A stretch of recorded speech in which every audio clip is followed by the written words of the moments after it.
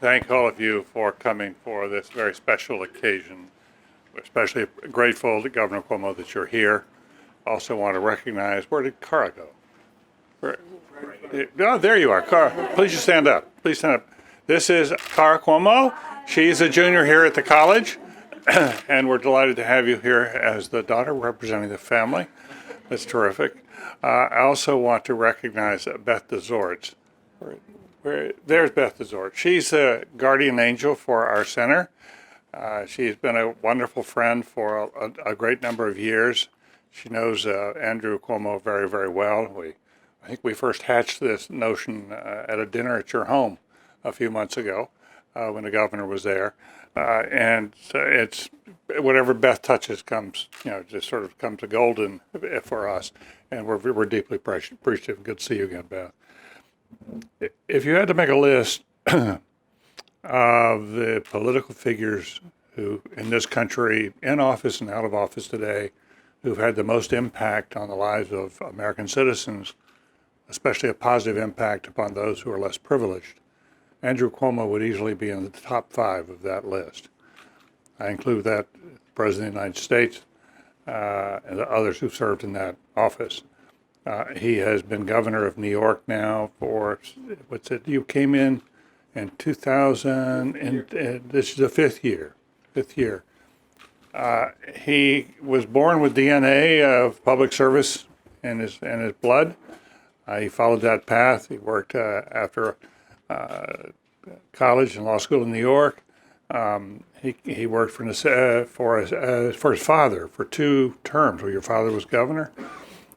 Some of us in this room were privileged enough to know Mario Cuomo, and he was a wonderful man, and we miss him still. But among his many other strengths, in addition to being such a good public leader, governor of New York, Mario Cuomo loved Lincoln. And one of the best books about Lincoln, it came out under his name on Lincoln Speeches. It was a really interesting, I remember he told me about it, and it was a terrific book. But Andrew went on from there in his own right, in his own way. Assistant U.S. Attorney in New York. He started then a nonprofit organization, HELP, and it was housing, essentially for housing for the less privileged, which was a very innovative group, and he guided the fortunes of HELP for several years. Eventually became attorney for the state of New York, which is a very prestigious job. Attorney General in a state often means aspiring governor. It's a shorthand for aspiring governor, the AG, and he indeed over time ran for governor. But I also neglected to mention his years in the Clinton administration when he came in as assistant secretary at the Department of Housing and Urban Development, and then became the secretary.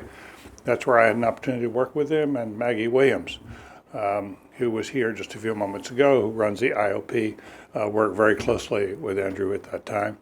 But he was a superb secretary of HUD. Won various awards. I remember the innovation awards that came from Harvard while you were there doing that. And he really took it. HUD can be a fairly bureaucratic place. It was a bureaucratic place when he took the reins. He really cleaned it up. It became much more efficient. But he directed it toward housing again. It's been a preoccupation of his in his public life, as well as urban development. And it's now that post is now occupied by the former mayor of San Antonio, who's said to be on the short list for Mrs. Clinton should she win the nomination. Andrew went on then to win the governorship of New York. He won by 62% when he won. He went on to win again a smashing victory here recently. Most of the big problems in the United States that come to Washington also come to his desk. He has to wrestle with some of the toughest issues. He's wrestling now with the aftermath of Paris, where we go with that. Our plan today is this was an opportunity for him to come and have a conversation, serious conversation, with students like you about the future of American political system, where we might go, how we might fix a lot of what's broken.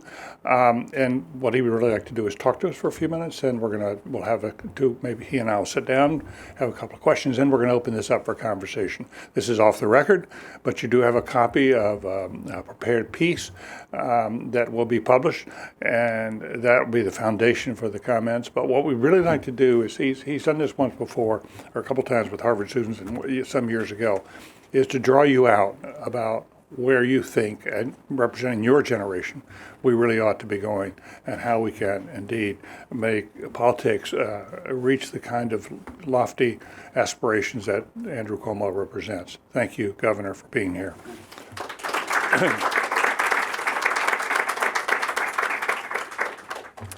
Well, thank you very much. First to David Gergen. You are really lucky to have one of the true professionals in this business.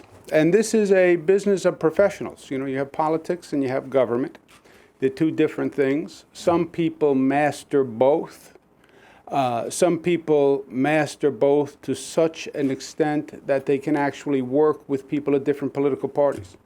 And I believe that's actually the highest form of government ability. David Gergen, literally, when they write the history books, he's going to be right there as one of the real experts and craftsmen of his generation. I love to watch him on CNN. Whatever he says, he's always smart. And he says it in a way that he sounds smart, doesn't he? When he speaks, he sounds authoritative. And your head just starts nodding as soon as he starts talking. So you're very lucky to have him. Beth DeZortz, who's on the Leadership Council, does a great job for Harvard.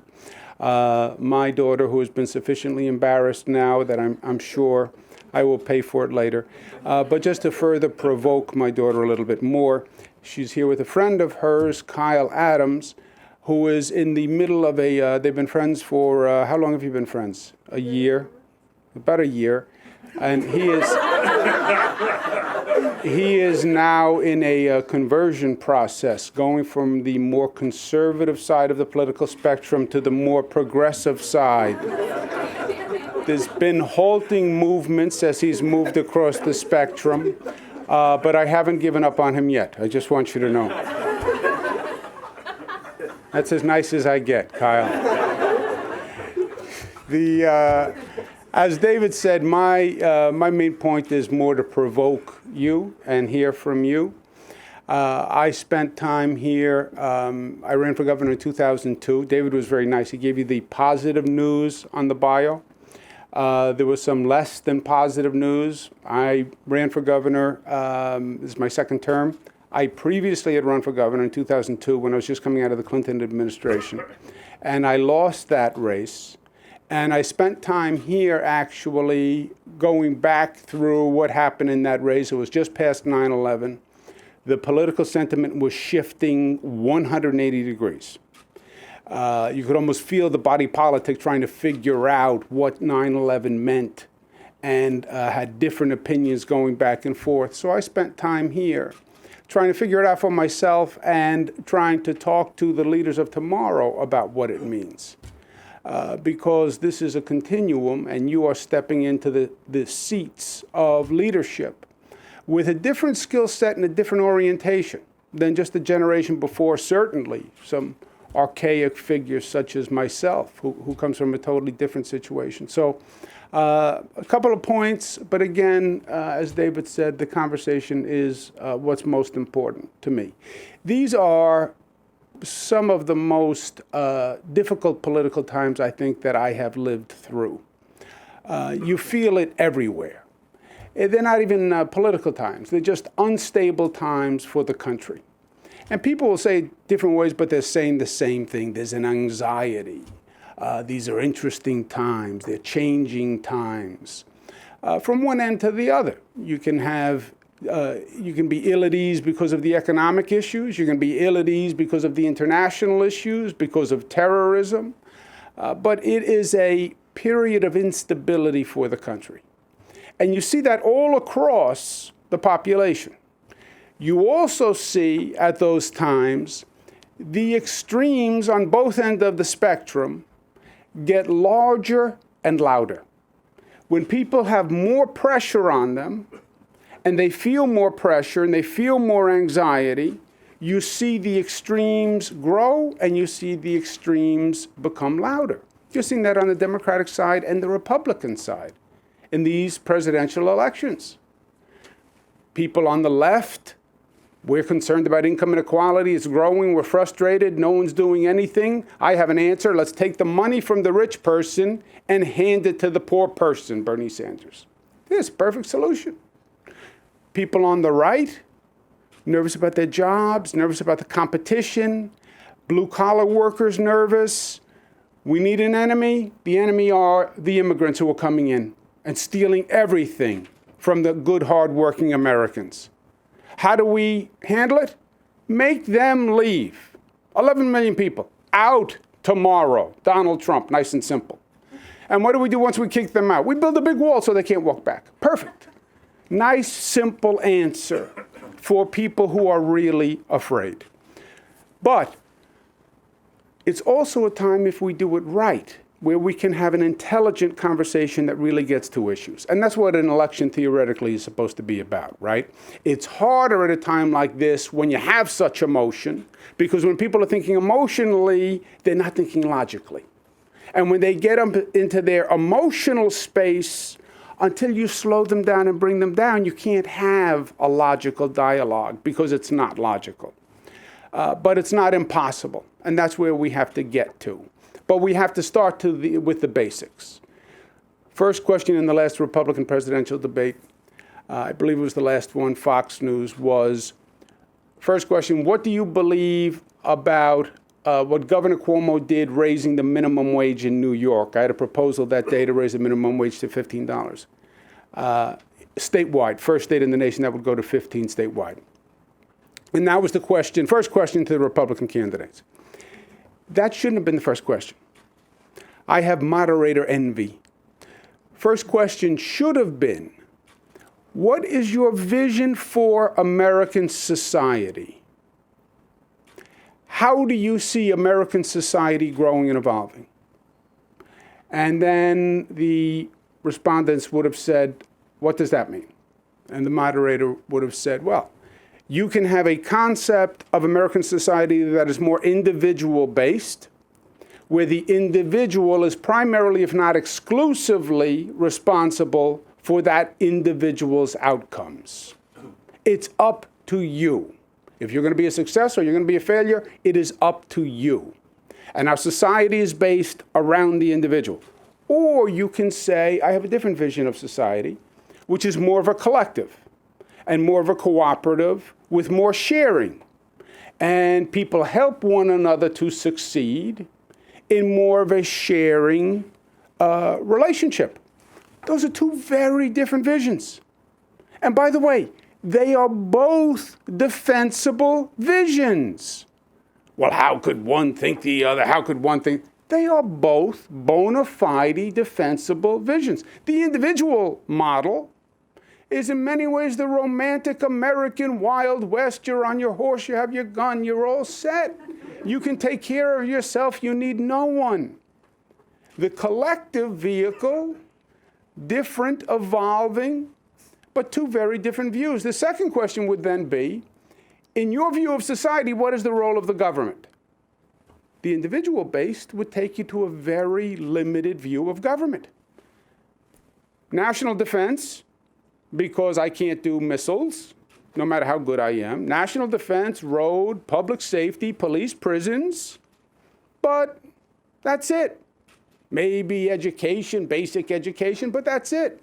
If you had said the cooperative view of society, you have a more expansive view of government. Medicaid, because we should help poor people with health care. Medicare, because we should help seniors with health care. Equality of public education, because everybody should have an equal choice. Tuition assistance for people who can't pay. It would be more extensive and more evolved. The moderator would then ask the person who said collective with the expansive government, do you believe the American people support that role for government? And now you would hear the crowd moan. Why? Because this is where we lose the audience. If we are believing in the collective form of society. Forget being a moderator, because I don't really have moderator envy anyway. I believe in the collective model. I do. I believe most people do, by the way. And I believe in the expansive view of government with expansive functions, because once you say a collective model, the vehicle to enact that is government. Because what is government? Government is not some alien being. Government is us. We agree, 50 people, we want to do something. Well, all 50 aren't going to go do it, so we're going to form a committee. And we're going to form one committee that's going to do roads, and one committee that's going to do bridges, and one committee that's going to do public safety, and that's government. We call it government. So government is us. And I believe that we, through government, can actually make this happen. But the audience is split at best. And people are very skeptical and cynical of government. How can that be? Now, it's not as much for your generation, because frankly, you haven't felt it as much. My generation has. Everything government went near seemed to be a failure. If you grew up in a city, you saw government come in, build public housing complexes that destroyed neighborhoods. And everybody had to move out to the suburbs to get away from the public housing complex. Physical projects, the big dig, whatever government goes to do, it gets slow, it gets expensive. It's just dysfunctional government. Bill Clinton ran for president, proclaiming that welfare, which was the mainstream anti-poverty program for 30 years, didn't work. Affirmative action didn't really work. We had to mend it, not end it. But government had a history of failures. And the conservative, the individual's best argument is impossibility. You can't do what you want to do because government is dysfunctional as an entity to actually make change. And that has been the status of the debate for 30 years. All my political life. That has basically been where the debate winds up. They don't say it that way. They don't start that high. But if you brought them through the logical decision tree of their political theories, that's where you would wind up. You would have a genuine individual-based society, person, genuinely arguing limited government, and genuinely saying to the audience, and there is no option. Because the collective view of government, the collective view of society depends on a functional government, which it has never demonstrated in 30 years. That is truly the essence of the political give and take. I've spent my entire life doing one thing: making government work. Even when I started a not-for-profit, it was a not-for-profit that handled the homeless problem in New York because the government wasn't handling it. And I thought we could do it better from a not-for-profit that could have more flexibility than government. But make the government work. Make it work. Why? For two reasons. Number one, people have a real desperate need for help today. You're talking about government in a nice academic setting, and it's theoretical, and it's in the abstract, and we can argue. I don't see government that way. I don't see it that way at all. I see it in the Chicago Housing Authority, when I was HUD secretary, where there are blankets in the bathtubs because the mothers would have the children sleep in the bathtubs because it was the only place they were safe from the bullets, because the bullets would go right through the walls of the public housing complex. I see it in a girl in that Chicago Housing Authority, I'll never forget, 4 guys walking down a staircase. Before you walk down the staircase in Chicago Housing Authority, they give you special shoes with metal soles. Why? Because there are a lot of needles in the stairwells. And if you step on a needle and it goes through, that's hepatitis, it's HIV. So you're wearing these special shoes with metal soles, walking down the staircase from hell, the smells, the things that were left behind. We turn a corner, and here's a girl like 9 years old, looking out a window at one of the landings in the stairwells. The window was just bars with caked on dirt on the wall, and she's holding onto the bars, and she turns back and she looks at us. Now, this had to be the most odd sight you could see. It's 4 white men in suits coming down the stairwell of the Chicago, and she looked at us totally nonplussed with just dead eyes that said, I've seen it all, and nothing I'm going to see is going to faze me in life. You know, the government functions are very, very real. If you're homeless, tonight is your problem. Not a long-term policy that's going to take effect in the out years after there's this analytical study done by an academic university. Tonight is the problem. If you're making the minimum wage, you can't pay rent. Today is the problem. So there's an urgent need for government to work to solve the problems today. If you don't have a clean energy alternative, that clock is your enemy.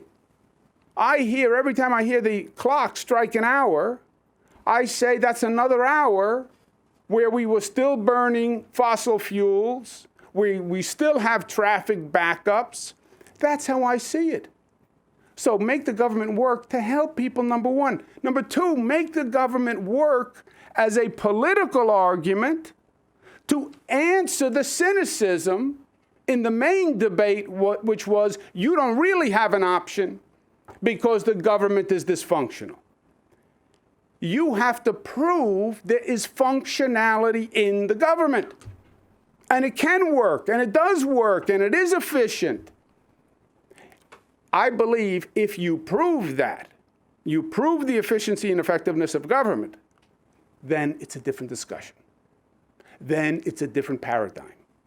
And then it is an argument that collective progressive government wins clearly for the first time in modern political history. When I was at HUD, I used to go to audiences and I would say, we made terrible mistakes in public housing. I would not defend those towers built tower after tower after tower after tower. We built public housing, really, we just built ghettos. I don't know what we were thinking. How could you put that high concentration of people in any one place and expect that it's not going to have a deteriorative effect on the community? So I would go in and say, we made a mistake. You know, my answer to public housing was, blow it up. Take it down and do it right. The larger discussion of HUD was, I know you think that HUD was the monument to failed government, because HUD was a democratic, progressive institution. HUD was, we're going to help the poor people in the cities. The conservatives said, you can't. The Democrats said, we can. You watch us. We're going to form an agency called HUD. And we're going to build public housing. And we're going to build Section 8. And you're going to see we're going to turn around cities with urban development grants and model cities. And it was a disaster. And the conservatives said, oh, you're going to fix things like you did with HUD? So I spent 8 years trying to fix HUD and fix the product of HUD so we could say, yes, we made mistakes. We learned. Here is the new housing. We took down the public housing. We built Hope 6. It's scatter site. It's all throughout the community. It works. That's what we're doing in New York State. Not with the political argument in mind, with the argument of actually helping people, but that's what we're doing. They were talking about fixing a bridge in New York State called the Tappan Zee Bridge. Tappan Zee goes across the Hudson River from Westchester to Rockland. Tappan Zee, 20 years ago, the governor stood up and said, the Tappan Zee is falling down. And we have to replace the Tappan Zee Bridge. Except they never replaced the Tappan Zee Bridge. But they did effectively communicate that the Tappan Zee Bridge was falling down. Then, when you would drive over the Tappan Zee Bridge, and I have a thing with heights in general, so I'm not the best bridge traveler ever. You drive over the Tappan Zee Bridge, and they have these large metal plates in the middle of the roadway. But you could always see a little daylight between the plate and the roadway. And then the car ahead of you would go over the plate, and the plate would jostle just a little bit. And you would say, oh, this is it. This is me. I'm going to go over that plate. I'm going down, undo my seatbelt. Should I open my window? I'm going to swim. 20 years. I came in. I said, you know what? We're going to actually get it done. And we're going to get it done fast, and we're going to get it on time, and we're going to get it done on budget. Number one, because we have to have a new bridge before it falls down. But number two, because I want to show people that we can actually do it. Our main airport in Manhattan is LaGuardia Airport. Vice President Joe Biden landed at LaGuardia. Said, God bless the Vice President. He has a candor and a frankness that is refreshing. Slightly problematic, but refreshing nonetheless. He says, boy, if you landed at LaGuardia and you were blindfolded, you would think you landed in a third world nation. Not a really sensitive thing to say, but he was right. He was right. LaGuardia Airport is terrible. Terrible. It's like the King's Close. Everybody goes through this airport. It's terrible. Nobody said anything. Except it did say something for 20 years. It said whoever is running this airport has no idea what they're doing. And it was just another example of government dysfunction. We're going to redo LaGuardia Airport. We had gridlock in New York before Washington ever delivered gridlock. Washington thinks it happened in Washington first. It didn't happen in Washington. Gridlock was invented in New York State. And we had a New York style of gridlock, which was much meaner than the Washington gridlock. It was more of an ethnic, vindictive form of gridlock. And we went through about 40 years where the state legislature wouldn't pass budgets on time. Same problem they have in Washington. By the way, why is it always the budget that causes the gridlock? Because that's where the money is. Everything else is baloney. The budget has the money and the priorities. That's why they don't pass a budget. New York, they never passed a budget. We came in, we passed 5 budgets on time in New York State. Why? Because it was an indicator that we can get past this issue of gridlock.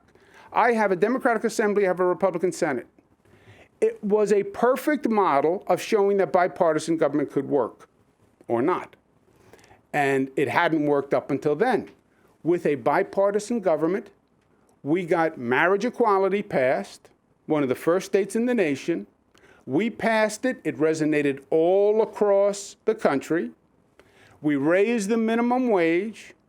We passed the most progressive tax code New York has had, with a sliding scale of the rate, where the more money you make, the higher rate you pay. We basically had a flat tax in New York, that everybody paid the same rate regardless of income. We got all that done with a bipartisan Congress. How? Compromise. Compromise. Compromise is not a dirty word. Compromise is how this nation was founded. Founding fathers were not zealots. They were practical. Everything was a compromise. The Constitution was a compromise. The civil rights laws were compromises. Everything was a compromise because we came from 2 totally different places. Compromise, here's the riddle. Well, I'm a real progressive. I'm never going to compromise. I'm going to state the absolute and hold out for the absolute. Well, then you know what? You're going to lose, and you're going to damn the progressive movement, because you're not answering the first question, which is, can government actually be a vehicle for change? And if you are one of the actors in gridlock, then you are one of the condemners of the possibility of government. So the riddle is, if you are truly a progressive, you will compromise to achieve some change, which, by the way, is much better for the people who you're trying to help, but also advances your argument that government can actually work. So the true zealot is the compromiser in an apparent oxymoronic situation. Make the government work. Last point, I believe the upside is this. I believe people believe in the collective form of government and society. I've been in the room when Mario Cuomo convinced the nation at a Democratic convention that the collective form of society was a truer, better, healthier form of society. I've heard Ted Kennedy, apropos here today, give beautiful speeches that made people cry. And yes, they accept the collective view of society. Why? Because people are smart. And they know we're independent. They know that if you sneeze, I catch a cold. They know that if you're not educating young people and the workforce is being dumbed down, it's going to hurt them and hurt the competitiveness of this country. They're fair. They know that if there's a minimum wage and you can't afford to eat and pay the rent on a minimum wage, that's not right. They know that. There's a fairness. They have compassion. You walk past a homeless person on the street, a 3-year-old will turn around. Why? Because the 3-year-old says, this is not right that we leave somebody on the street. That person who's being forced to walk by and make believe they don't see anything and just look straight ahead, they know that they're feeling this is wrong. I'm not supposed to leave someone, a fellow human being, on the street. It violates my basic decency. And I'm leaving part of myself on that curb when I walk past that person. They just have to know that there's a vehicle that can actually do it and that can actually make a difference. And that's what we're trying to do in New York. First, to help the person who needs the help.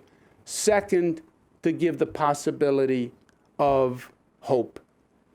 I believe when you prove the potential of government and you prove that is a viable option, that you're going to see a different day in politics and a different day in this nation.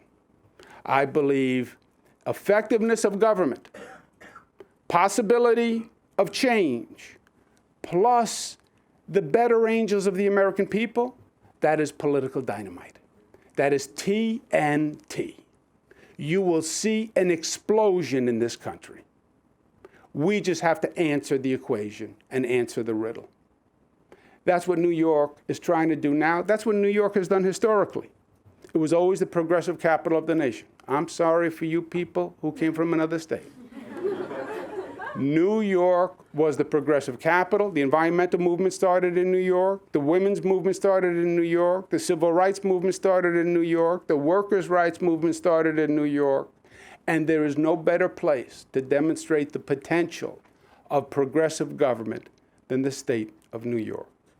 Thank you very much for having me. I am interested in your conversation.